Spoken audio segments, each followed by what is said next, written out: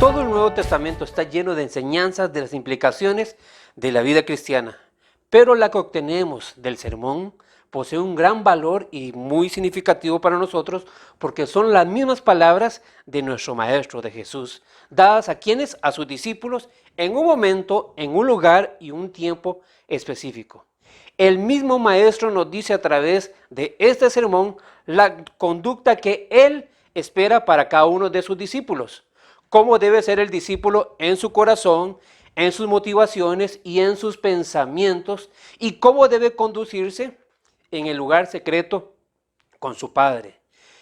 En este sermón, Él nos enseña cómo debe ser el cristiano en su vida pública, en sus relaciones con sus semejantes, con sus hermanos en Cristo, con su familia, mostrando misericordia, trabajando por la paz, siendo perseguido, actuando como sal, dejando que su luz brille, amando y sirviendo a los demás y aún hasta sus enemigos, y dedicar sobre todas las cosas a la extensión del reino de Dios y su justicia en el mundo.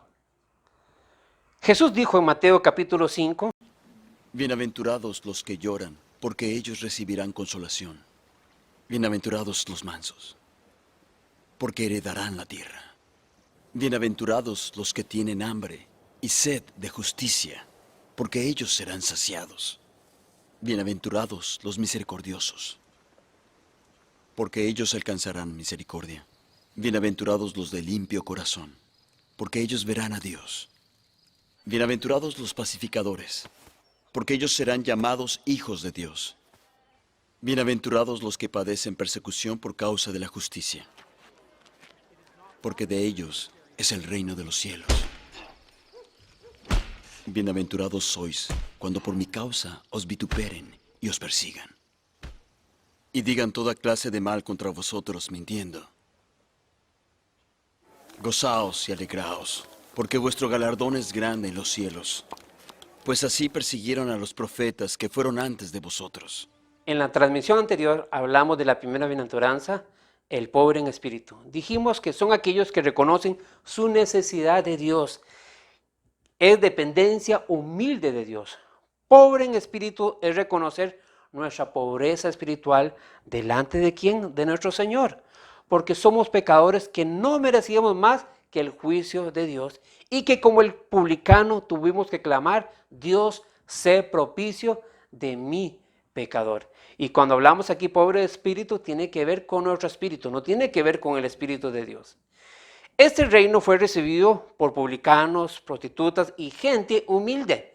No fueron los fariseos que pensaban ser ricos en méritos, ni los celotes que buscaban establecer el reino por la espada o violencia. Fueron los que no tenían nada que ofrecer, los que clamaron a Dios por misericordia. ¿Y qué pasó? Y Él oyó su clamor. La segunda bienaventuranza dice, bienaventurados los que lloran, porque ellos recibirán consolación. Los que lloran, decimos, no son aquellos que lloran por sus seres amados que murieron o fallecieron o tuvieron algo, no tampoco por algo que me hicieron a mí, sino por ese sentimiento, esa contrición de arrepentimiento, de saber que estaba vacío y no tenía a Dios, y por eso clamamos. Así como lloró en un momento, lloraron los profetas por Israel, que Israel no quiso hacer caso a las palabras, al mensaje que ellos traían, o cuando Jesús lloró por Jerusalén, o Jesús lloró por las personas, porque no querían obedecerle, no querían seguirle.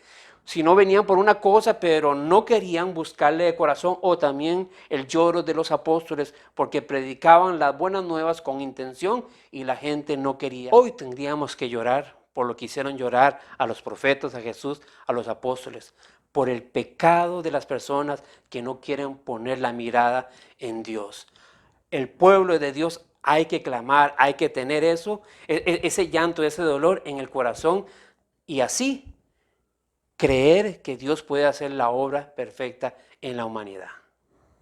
Ahora vamos a estudiar dos aspectos más que nos dijo Jesús de las bienaventuranzas. Bienaventurados los mansos, porque ellos recibirán la tierra por heredad. ¿Qué significa manso? Manso significa suave, significa humilde, significa considerado, significa cortés y teniendo un dominio propio. Hay otras traducciones que no dicen bienaventurados los mansos, sino bienaventurados los humildes de corazón. Pero ¿qué clase de humildad es a la que Jesús está haciendo referencia? ¿O qué mansedumbre? ¿O qué manso? Es la actitud tierna y humilde hacia otros que está determinada por una autoestima adecuada de sí mismo. Entonces ahorita necesitamos hablar de la autoestima. Es aquel profundo sentimiento que se tiene sobre uno mismo. Es la opinión sobre su propio valor. Es como cada uno de nosotros nos percibimos. Entonces, como usted se percibe, podemos ver tres cosas muy importantes. La primera, cómo usted se percibe o cómo es su imagen sanamente. Son aquellas personas que viven feliz, que están contentas, que aceptan cuáles son sus virtudes y cuáles son sus defectos. Pero también hay personas con una autoestima baja que siempre dice, pobre de mí, ¿por qué me pasa a mí todas estas cosas?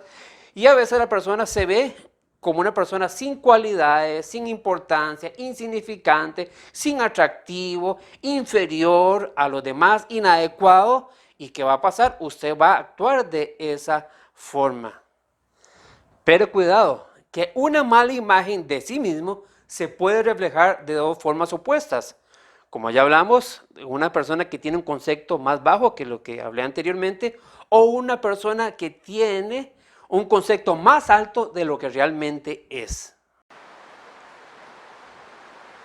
Lleven mi yugo sobre ustedes y aprendan de mí, que soy manso y humilde de corazón, y hallarán descanso para su alma. Vean las palabras del Señor Jesús. Usted y yo tenemos que ser como Él, mansos y humildes de corazón. Recuerden que hubieron momentos que querían poner a Jesús como rey, querían apoderarse de Él y que Él fuera el rey. Y Él dijo, no, Él no quería ser popular, Él vino a ser manso y humilde. Y en el Antiguo Testamento encontramos en Salmos 37, del 3 a 11, nos dice así la palabra de Dios.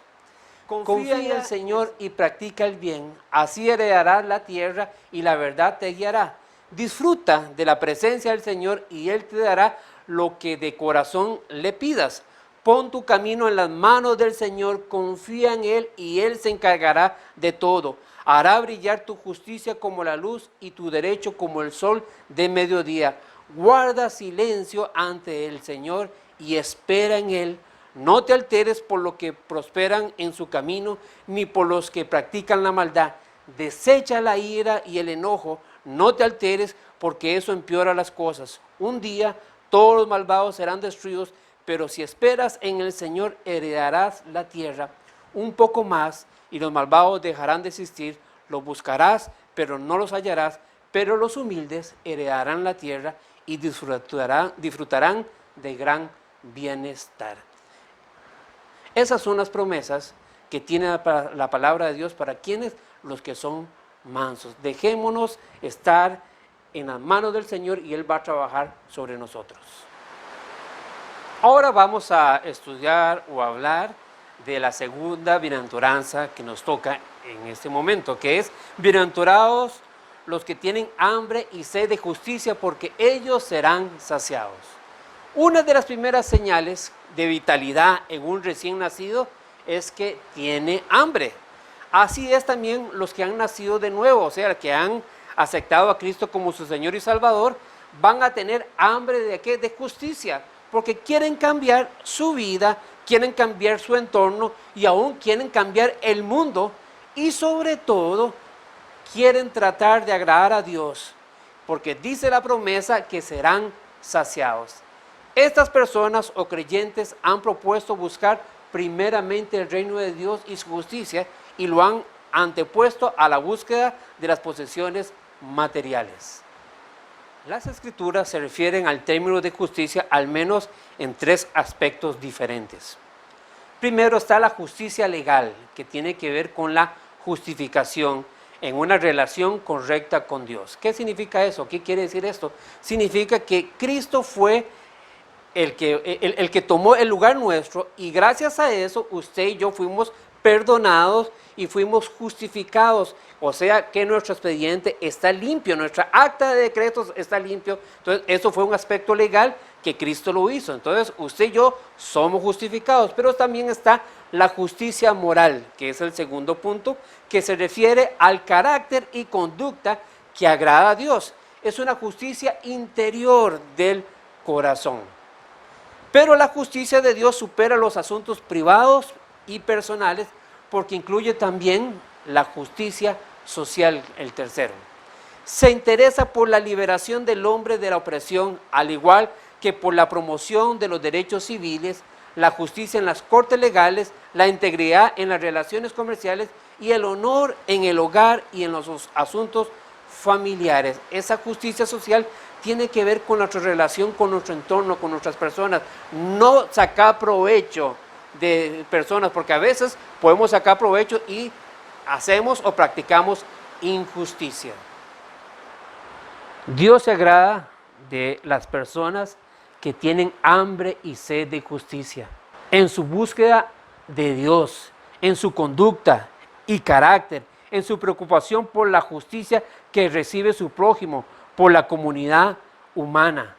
Esta es la justicia que Dios dice que dichosos los que la tienen porque ellos serán saciados.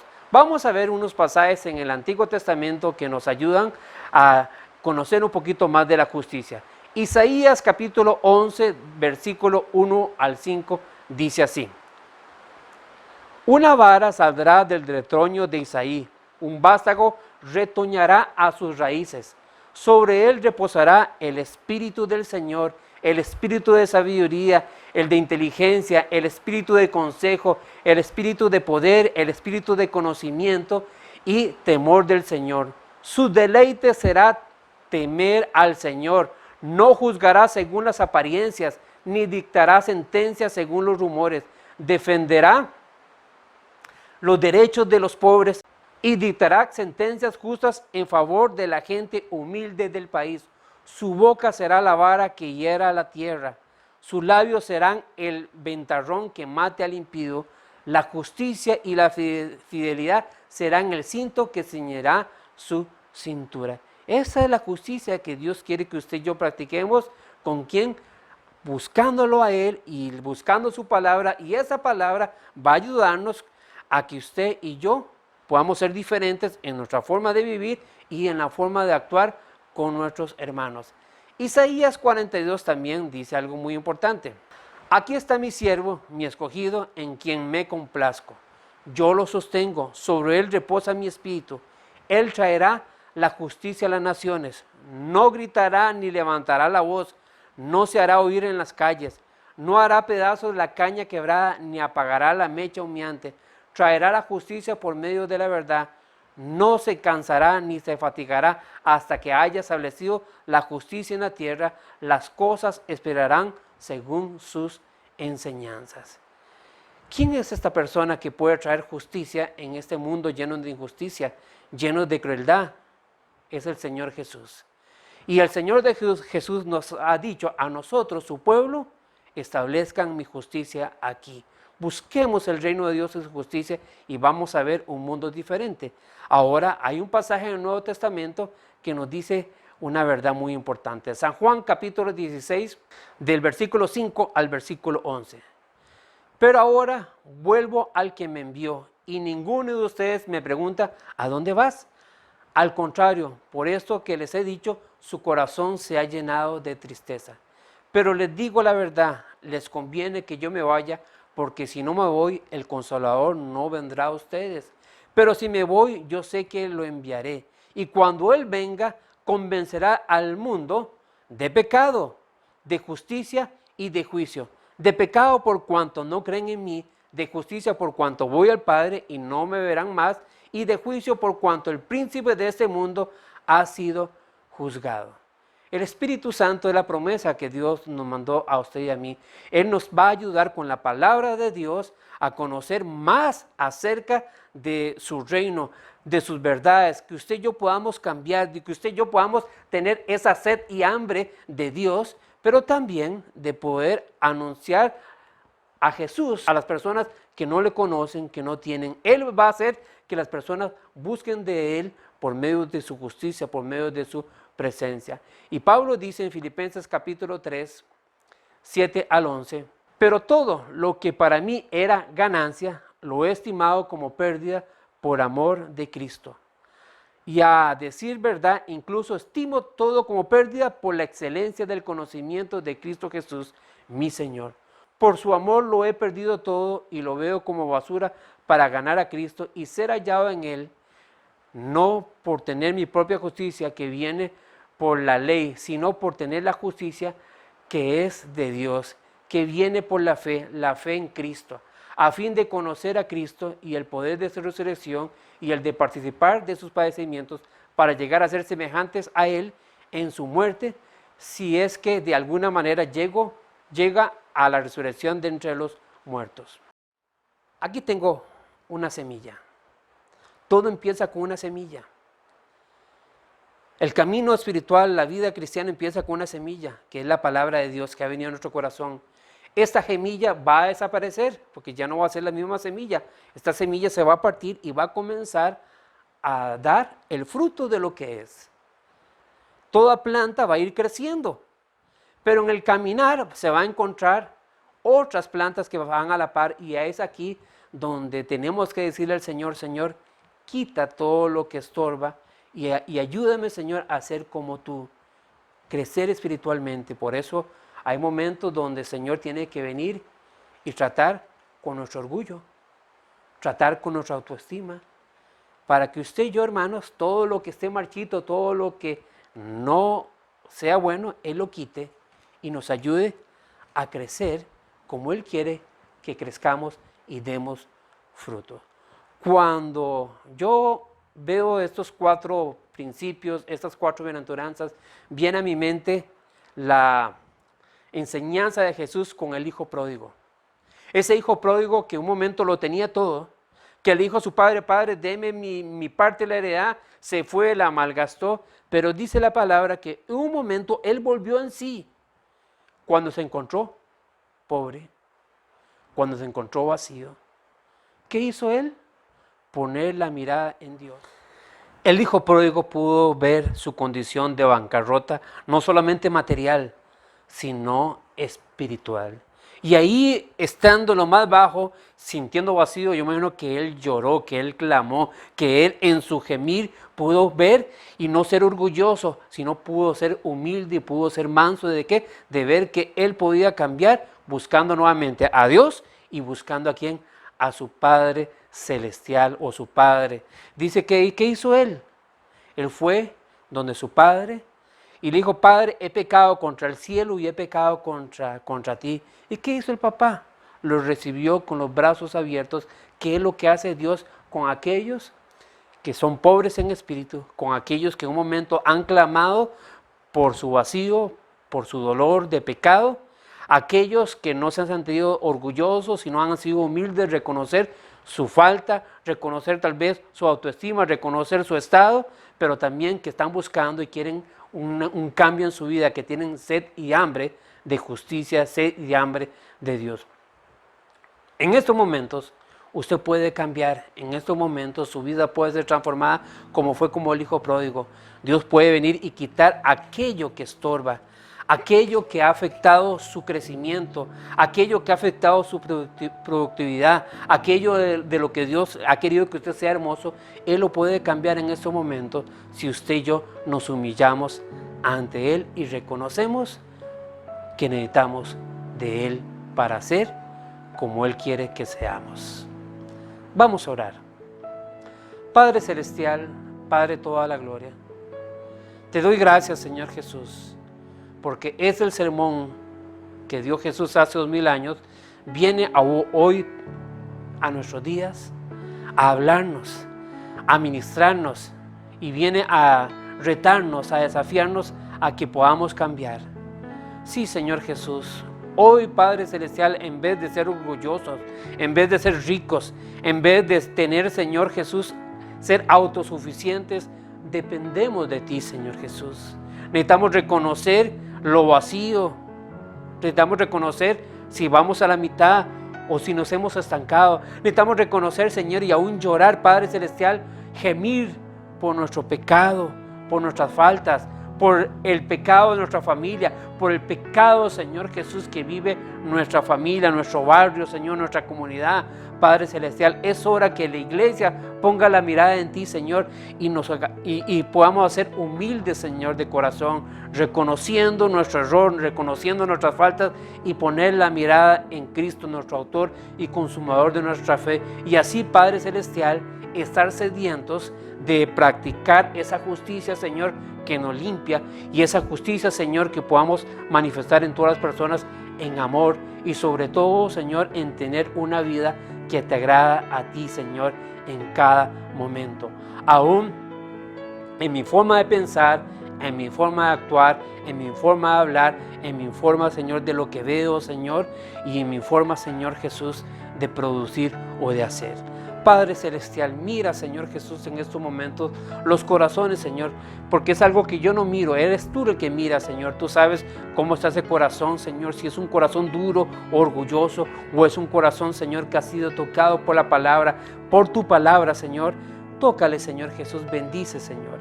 Ayuda, Señor, al necesitado. Ayuda a aquel que está vacío, Padre Celestial, y que pueda ser llenado, Señor, de tu Espíritu Santo. Y así su vida, Señor, pueda dar un cambio y pueda producir, Señor, y hacer grandes cosas para el reino de Dios, Señor.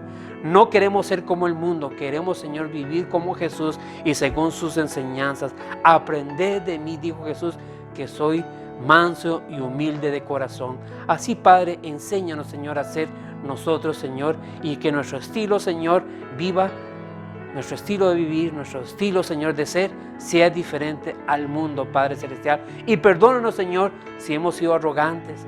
Perdónanos, Padre, si nuestra autoestima ha sido más alta de lo que debe de ser o más baja de lo que debe de ser.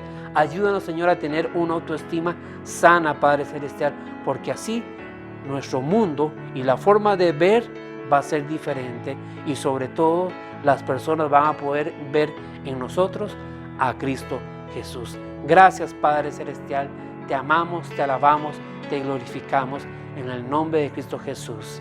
Amén.